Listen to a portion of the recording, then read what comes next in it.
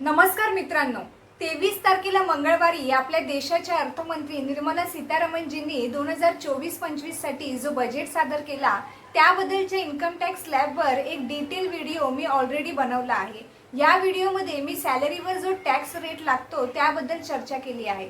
पण या बजेटमध्ये प्रॉपर्टी विकणाऱ्यांसाठी एक मोठा झटका लागणारी बातमी आहे। म्हणजे जे प्रॉपर्टी सेलर्स आहेत किंवा जे लोक रिअल इस्टेटमध्ये व्यवहार करतात, विशेषतः जे लोक प्रॉपर्टीज खरेदी किंवा विक्री करून प्रॉफिट कमवतात, किंवा तुमच्याकडे एखादी प्रॉपर्टी आहे, जमीन आहे किंवा फ्लॅट आहे आणि तुम्ही ते विकत असाल तर त्यांच्यासाठी ही एक मोठी धक्कादायक गोष्ट आहे। होय, हे बजेट प्रॉपर्टी विकणाऱ्यांसाठी मोठा झटका आहे, कारण येथे जो इंडेक्सेशन होता तो आता पूर्णपणे काढून टाकला आहे। तुम्ही हे पाहू शकता, बजेट 2024 मध्ये प्रॉपर्टी विकणारे आणि खरेदी करणारे यांच्यासाठी मोठा टॅक्स चेकअप आहे। या विषयावर आपण डिटेलमध्ये चर्चा करू की इंडेक्सेशन म्हणजे काय, याचा काय फायदा मिळत होता आधी आणि आता काय नुकसान होणार आहे। हे खूप महत्त्वाचे आहे आणि तुम्हाला या व्हिडिओमध्ये खूप काही महत्त्वाच्या गोष्टी समजणार आहेत। चला तर मग सुरुवात करूया आणि सगळ्यात आधी आपण पाहूया की नेमकं झालंय काय। 23 तारखेच्या 2024-25च्या बजेटमध्ये निर्मला सीतारामनजींनी एक अतिशय महत्त्वाची गोष्ट जाहीर केली आहे की पहिला जो प्रॉपर्टी सेल्सवर बेनिफिट भेटत होता इंडेक्सेशनचा, तो आता पूर्णपणे काढून टाकला जात आहे। आणि म्हणून इथे एक्सपर्ट्सचे मत आहे की ही अतिशय वाईट बातमी आहे संपूर्ण इंडस्ट्रीसाठी, विशेषतः शॉर्ट टर्म मध्ये। तर सर्वात पहिला प्रश्न तुमच्या मनात येईल की हे इंडेक्सेशन बेनिफिट आहे तरी काय। तर पहा, सोपा आहे। सरळ शब्दात सांगायचं झालं तर जर तुम्ही एखादी प्रॉपर्टी विकत घेतली, समजा एखादा फ्लॅट तुम्ही विकत घेतला आणि नंतर तो विकला, तर सहसा तुम्ही जास्त किमतीत विकता। उदाहरणार्थ, जर तुम्ही 10 वर्षापूर्वी 50 लाखांची एखादी प्रॉपर्टी विकत घेतली असेल आणि आता म्हणजे 2024 मध्ये 14 वर्षानंतर ती विकत असाल, तर त्या प्रॉपर्टीची किंमत नक्कीच कमी तर होणार नाही, कारण स्पेशली भारतासारख्या देशात आणि इतर ठिकाणी पण प्रॉपर्टीच्या किमती सतत वाढतच असतात। आता नुकतेच चीनमध्ये प्रॉपर्टी क्रायसिस झाले, त्यामुळे तिथल्या किमती घसरल्या होत्या, पण ते एक वेगळं प्रकरण आहे। भारतात जर तुम्ही 14 वर्षापूर्वी 50 लाखांची प्रॉपर्टी विकत घेतली असेल, तर समजून चला त्याची किंमत कमीत कमी डबल तर झालीच असेल, तर त्याची किंमत 1 करोड झाली असेल असं समजूया। म्हणजे तुम्ही प्रॉपर्टी विकत घेतली होती 50 लाखाला आणि 1 करोडला तुम्ही ती विकत आहात, तर मग इथे तुम्हाला 50 लाखांचा जो प्रॉफिट झाला आहे त्यावर सरकार टॅक्स लावणार। पण तुम्हाला इथे एक गोष्ट लक्षात घ्यायची आहे की ही प्रॉपर्टी तुम्ही 14 वर्षानंतर विकली आहे, त्यामुळे साहजिकच आहे महागाई म्हणजे इन्फ्लेशनमुळे किमती वाढतातच ना, तर इथे त्याचा पण परिणाम झालेला आहे। तर इंडेक्सेशन काय करतो, बेसिकली इथे जो इन्फ्लेशन आहे त्याला ऍडजस्ट करतो की तुम्हाला जो एवढा जास्त 50 लाखांचा जो प्रॉफिट झाला आहे त्या सगळ्यावर टॅक्स लावला जाणार नाही आणि इथे त्याला इन्फ्लेशननुसार ऍडजस्ट केलं जाईल आणि जेवढं तुमचं प्रत्यक्ष बेनिफिट झालेलं आहे महागाई सोडून फक्त त्यावरच सरकार टॅक्स लावतं। आता इंडेक्सेशन कसं काम करतं हे मी तुम्हाला सांगते। इथे गव्हर्नमेंट दरवर्षी एक इंडेक्स जारी करते ज्याला म्हटलं जातं CII, म्हणजे ज्याला कॉस्ट इन्फ्लेशन इंडेक्स असं म्हणतात। दरवर्षी सरकार हे जाहीर करते आणि याचा बेस इयर आहे 2001-2002। जसे GDP कॅल्क्युलेट करण्यासाठी 2011-2012 बेस इयर आहे, त्याचप्रमाणे कॉस्ट इन्फ्लेशन इंडेक्सचा बेस इयर आहे 2001-2002 आणि 2001-2002 मध्ये CII ची व्हॅल्यू होती 100। दरवर्षी याची व्हॅल्यू वाढत जाते। उदाहरणार्थ 2010 मध्ये याची व्हॅल्यू झाली असेल 189 आणि त्याच्या 10 वर्षानंतर 2020 मध्ये याची व्हॅल्यू झाली असेल 279। तर दरवर्षी याची व्हॅल्यू वाढत असते CII ची आणि सरकार याला जाहीर करते। तर इंडेक्सेशन काढण्यासाठी इथे एक पर्टिक्युलर फॉर्म्युला असतो जो मी तुम्हाला एका उदाहरणातून समजावते। एक्झाम्पलने समजल्यावर तुम्हाला पूर्णपणे स्पष्ट होईल। तर समजून चला, तुम्ही कोणती तरी प्रॉपर्टी विकत घेतली होती 2010 मध्ये ज्याची किंमत होती 10 लाख रुपये आणि 2010 मध्ये जो त्यावेळी जो CII होता म्हणजे कॉस्ट इन्फ्लेशन इंडेक्स होता तो होता 167।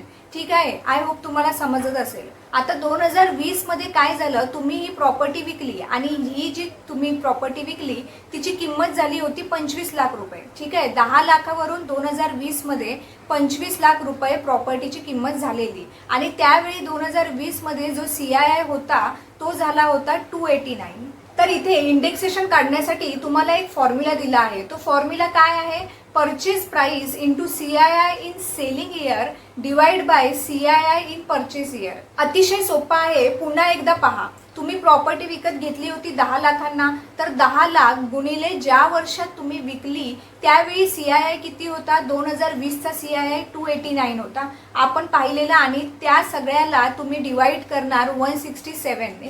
167 काय आहे? तो CII होता 2010 मध्ये. ठीक आहे. तर इथे हे कॅल्क्युलेशन केल्यानंतर किती येतात? ही व्हॅल्यू येते 17,30,538 रुपये. म्हणजेच प्रॉपर्टीची मूळ खरेदी किंमत विक्री वर्षाच्या CII ने गुणाकार करून खरेदी वर्षाच्या CII ने भागाकार केल्यावर तुम्हाला 17,30,538 ही व्हॅल्यू मिळते. आता इथे काय करायचं आहे? तुमचा जो कॅपिटल गेन असणार तो असणार ज्या किमतीमध्ये तुम्ही प्रॉपर्टी विकली मायनस ही जी व्हॅल्यू समोर आलेली आहे. तर याचा अर्थ तुमचा कॅपिटल गेन झाला 7,69,462.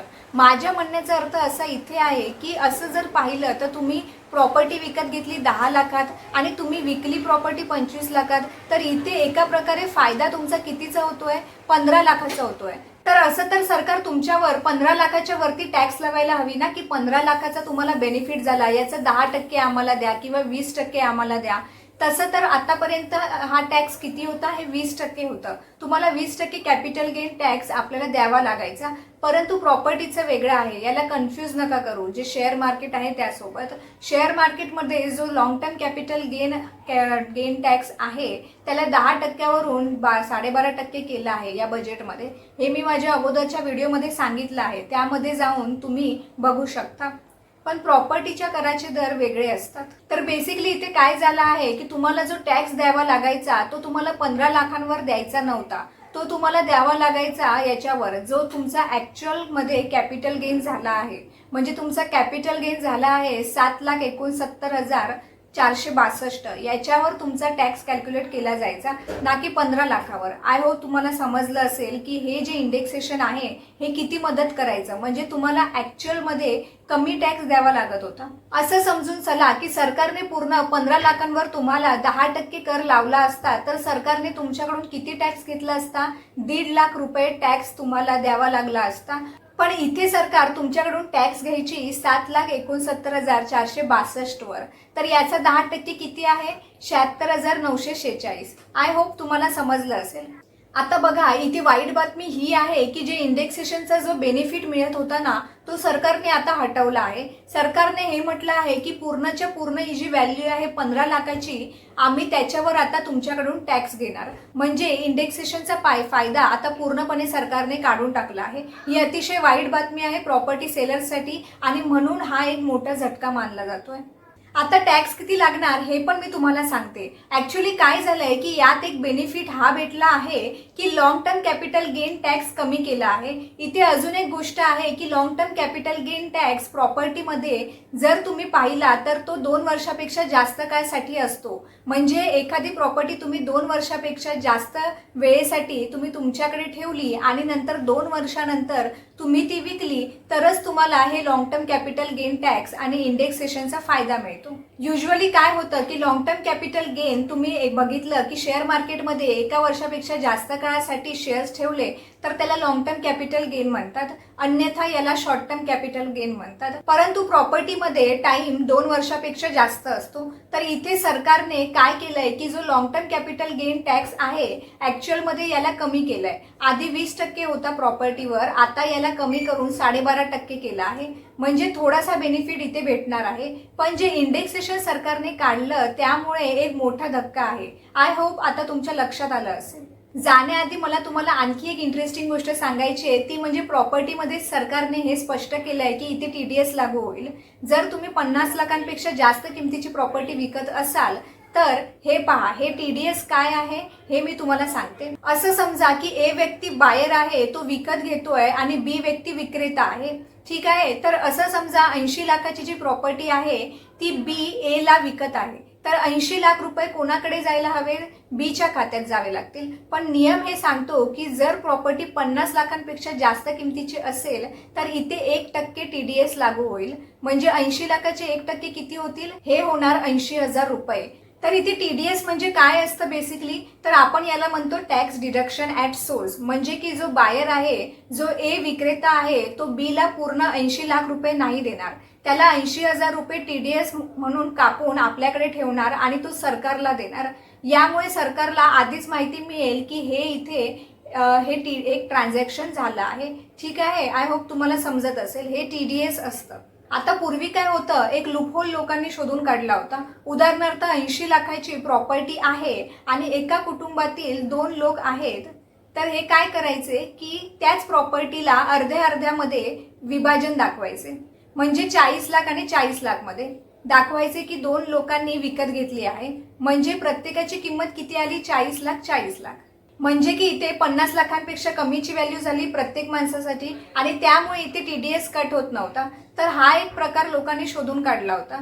पण आता सरकारने हे स्पष्ट केलं आहे की फरक पडत नाही की किती लोक प्रॉपर्टी खरेदी करत आहेत. एका माणसाने खरेदी केली किंवा 5 जणांनी मिळून खरेदी केली किंवा 10 लोकांनी मिळून खरेदी केली, जर त्या प्रॉपर्टीची एकूण किंमत 50 लाखांपेक्षा जास्त असेल तर 1% TDS लागू होईल असं त्यांनी सांगितलंय. ही एक महत्त्वाची बातमी आहे प्रॉपर्टी विक्रेत्यांसाठी. आय होप तुम्हाला समजलं असेल की हे का महत्त्वाचं आहे. जाण्याच्या अगोदर जर तुम्हाला हा व्हिडिओ आवडला असेल तर व्हिडिओला लाईक करा, चॅनलला सबस्क्राईब करा आणि तुमची मतं कमेंट बॉक्समध्ये नक्की सांगा. आणि हो, माझ्या इंस्टाग्राम पेजला फॉलो करायला विसरू नका. आशा करते की तुम्हाला हा व्हिडिओ आवडला असेल. धन्यवाद.